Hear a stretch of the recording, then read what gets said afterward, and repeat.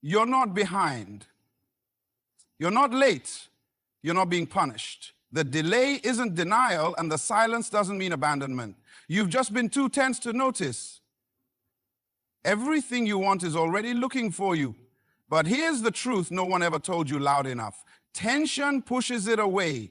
Relaxation pulls it in. We've been taught to chase, to grind, to prove our worth through exhaustion. But that's not power. That's panic disguised as progress. And panic is not the soil where manifestation grows. Calm is. Focus is. Alignment is. The most powerful magnet in the universe is not noise, it's stillness. It's when your mind stops racing and your heart stops doubting that what you desire starts showing up. Without force, without fear, without frantic effort. I want you to consider something. The version of you that already has what you want, how do they walk into a room? How do they breathe? How do they carry themselves? I promise you, they are not anxious, they're not desperate. They are not trying to control every variable. They are centered, aligned, present. And the moment you start behaving like them, you begin to collapse time between now and the reality you dream of. You don't chase the future, you align with it. You don't beg life, you receive from it. And that shift doesn't come from stress. It comes from surrendering the need to control what's already meant for you. Let me tell you something powerful. What you relax into, you receive. Have you ever noticed that the harder you try to force something to happen, the further it seems to drift away? It's like trying to hold on to water, clench your fist, and it slips right through your fingers. But open your hand, and it rests there gently. That's how life works. That's how dreams work. That's how manifestation works. Most people are living in a state of constant pressure, constantly pushing, constantly straining, believing that struggle is proof of progress. But what if I told you it's not? What if I told you the very thing you're doing to get what you want is the very thing keeping it from you? Tension creates resistance. And resistance builds walls between you and the things you're trying to call in. You want love, but you're tense with fear of being alone. You want success, but you're tight with anxiety about failing. You want peace, but you're carrying the chaos of yesterday into every tomorrow. The more emotionally clenched you are, the less space you leave for things to flow into your life naturally. Tension communicates one thing: lack. It's the energy of, I don't have it yet. And what you keep confirming, you keep creating. You may not even realize it, but tension changes everything. It changes your voice when you speak. It shifts your posture when you enter a room. It clouds your judgment. It fogs your clarity. And most dangerously, it shifts your frequency. The version of you that has everything you want does not live in panic. That version is rooted, grounded, calm. There is no frantic scramble in their day, no emotional exhaustion in their voice. They walk slower, they breathe deeper, they smile without reason. And because of that, things gravitate toward them. You've been taught that if you're not moving, you're not working. If you're not grinding, you're not worthy. If you're not stressed, you're not trying hard enough. But that's not truth, that's conditioning. And that conditioning has stolen your joy, blinded your vision, and delayed your outcomes. It's made you believe that stillness is laziness, that ease is weakness, and that letting go is giving up. But letting go isn't giving up. It's getting out of the way. It's understanding that everything you're trying to build already exists. You just need to stop blocking the door it's trying to come through. When you relax, you become receptive. You can hear your own intuition. You can see the doors opening instead of banging on the ones that are closed. You can feel your worth without constantly performing for it. Opportunities don't miss people who are aligned. They miss people who are tense, anxious, and too distracted by fear to notice them is the power of choosing peace over pressure. When you relax, you return to your center.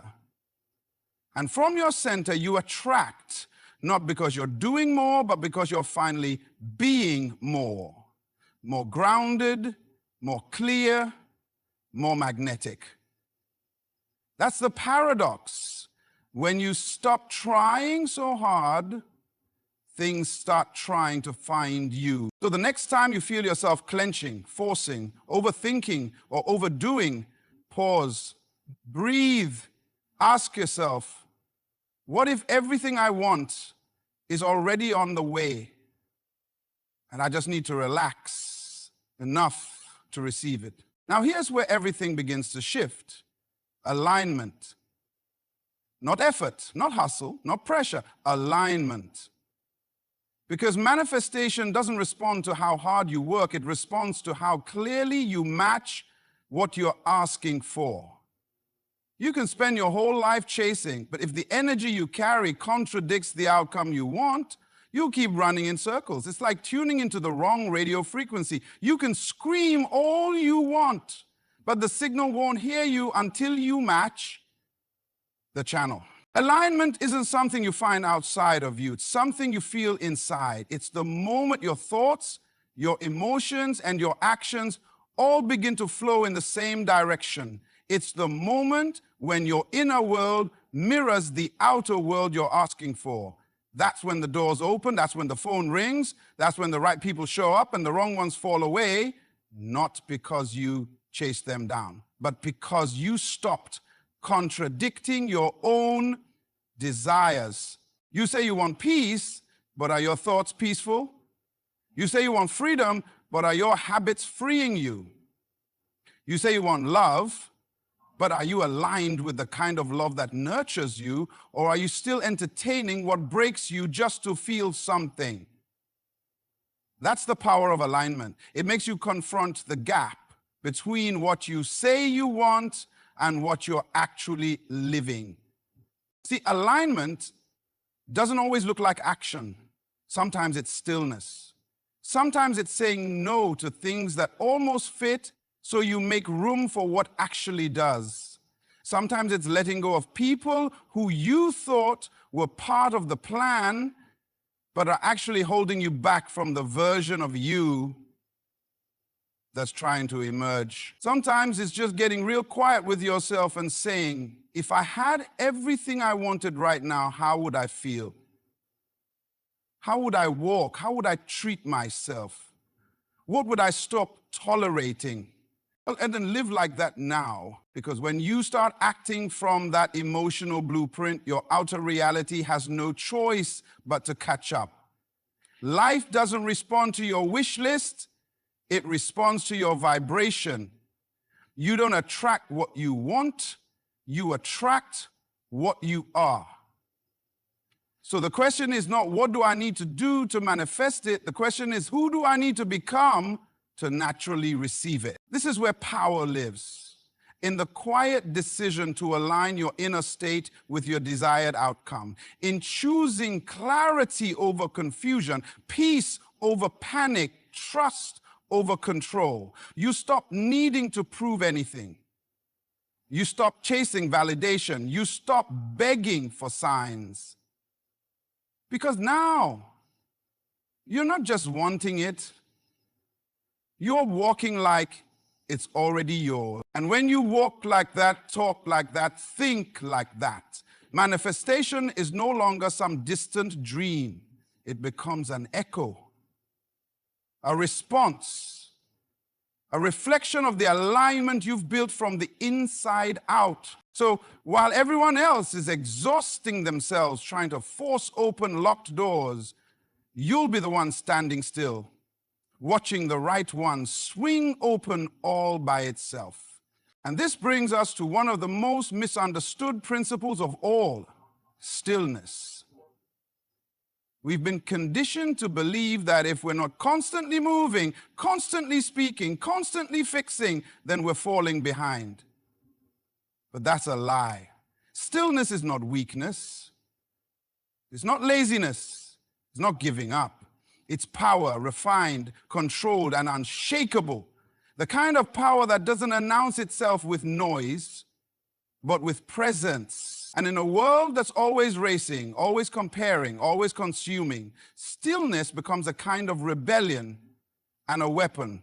Because when you are still, you are listening, you are watching, you are in tune with the subtle shifts happening around you. You are no longer reacting out of fear, but responding from clarity. And clarity is what manifests faster than anything else. When you are still, you can hear what your next step is without the fog of panic or the noise of outside pressure. And that inner instruction, that's your compass. That's your alignment speaking. The reason stillness scares so many people is because it forces you to meet yourself. It removes distractions. It silences the applause. It strips away the illusion that busyness equals purpose. And in that silence, you're left face to face with your own beliefs, your own doubts, your own truth. But here's the beauty of that moment. It's in the stillness that you realize you were never behind, you were never broken, you were never lost. You were just too noisy to hear the next move. Stillness teaches you to trust your timing, to stop measuring your journey by someone else's clock, to release the obsession with being seen and instead focus on being ready. Because manifestation doesn't rush, it doesn't panic, it waits until you're in sync, until you've stopped chasing validation, until you've quieted the part of you that feels like it's not enough. In stillness, there's power because nothing owns you, not urgency, not pressure, not fear. You're not pulled in every direction trying to prove your worth or earn what's already yours. You don't get manipulated by the moment because you're grounded in something deeper, your own alignment. And from that space, you make sharper decisions. You set stronger boundaries. You draw in what matches your stillness, not your chaos. Think about this. The ocean is powerful, but the depth is calm. The deeper you go, the quieter it gets. That's where your strength lives, not in the surface noise, but in your depth. The ability to be still when everything around you is spinning is not weakness, it's mastery. The ability to sit with uncertainty and not self-destruct is not weakness, it's growth. The ability to wait without worry, move without rushing, and believe without needing proof, U-turning. That's the version of you that receives what others spend years chasing. And let's be clear, stillness doesn't mean inaction. It means intention. It means no wasted energy, no scattered thoughts, no desperate moves. Every step is deliberate. Every word is rooted. Every decision is connected to a deeper knowing that says, I don't need to chase what I'm already aligned with. It knows where to find me. Now let's get to the most transformational part of this entire journey, the you that already has everything you're asking for. That version of you isn't just some future fantasy. It's a mirror, a blueprint, a message from life itself saying this is what's possible when you stop resisting and start embodying. Because everything you desire is already responding, not to your words, not to your wishes, but to your energy. And your energy is simply a reflection of your current self-image. So ask yourself honestly, are you being the version of you who lives the life you want, or the one who's still waiting for permission to become them? The person who has what you want doesn't second-guess themselves every hour. They don't wake up weighed down by regret or fear. They don't shrink to fit in, they expand to rise. That version of you walks with quiet confidence. They don't seek attention, they command it. They don't beg for opportunities, they attract them. And most importantly, they don't vibrate from a place of lack because they know the life they want is not something they chase, it's something they align with. This is where it gets powerful. Most people think they need to wait until the results show up before they can feel the way they want to feel. But manifestation doesn't work like that. It's the other way around. You must feel it first. Not because you're pretending, but because you're choosing to believe in your power before the world catches up to it. That's embodiment. That's becoming the proof of your own potential. And here's the twist. When you begin to operate from that future version of yourself now, when you start making decisions based on where you're going, not where you've been, everything begins to shift. Your environment responds differently. People treat you differently. Life opens doors you didn't even know existed. Why? Because you're no longer vibrating from the desperation of who you were. You're radiating from the certainty of who you are becoming. This isn't about faking it. It's about stepping into alignment so fully that you naturally start moving like your future is inevitable. Your speech changes, your posture changes, your choices shift. You say no to what drains you without guilt and yes to what calls you higher without hesitation. You stop chasing things out of fear and start attracting them through resonance. Think of it like this. Life is a mirror. It doesn't give you what you demand, it reflects who you are. And the more you show up as the version of you who already has the love, the peace, the abundance, the success, you begin to experience it not in the distant future, but in the present moment. Because manifestation isn't about distance. It's about frequency. And your frequency is shaped by how you see yourself. So today, now, ask yourself, am I waiting to become the version of me that gets everything I want? Or am I willing to start being that person right now? Because the moment you choose to walk like them, speak like them, carry yourself like them, you collapse the space between where you are and everything you've been waiting for. And here's the most liberating truth of all. The things you stop chasing often find you faster. That might sound strange. After all, we've been raised in a world that glorifies the chase. We're told that the more we strive, the more we prove ourselves. That if we're not hustling, we must not really want it. But what no one tells you is this: chasing creates a gap, a subtle energy of separation. You're telling life, this thing is out there, far away, not yet mine. And so it stays that way. Chasing is fueled by a silent belief that says, I don't have it yet, and I might not get it unless I force it. It's born from lack, from fear, from the ache of feeling incomplete. But manifestation doesn't happen from need, it happens from wholeness. And when you finally stop chasing, when you stop running after things as if they're running from you, you shift from pursuit to attraction, from desperation to confidence, from force to flow. There's a reason why the moment you give up on trying so hard, things begin to click into place. Because when you let go, you stop interrupting the process. You stop sending mixed signals. You stop creating emotional interference. The very energy of I need this now carries a resistance that pushes the outcome further away. But when you lean back, trust, and relax into the knowing that what's meant for you is on its way, you allow life to move. Let's be clear, letting go doesn't mean giving up. It means releasing the need to control. It means stepping into a space where you say, I've done my part, I've aligned, I've become the version of me that matches what I want, now I let the timing take care of itself. That's not weakness. That's maturity. That's power. Because the ones who manifest the most aren't the ones who chase. They're the ones who prepare, align, embody, and then let go. The irony is, the energy of chasing is often rooted in the belief that we're not enough without the thing we're chasing. But once you realize that you're already enough, that your worth isn't hanging on that job, that person, that breakthrough, something shifts.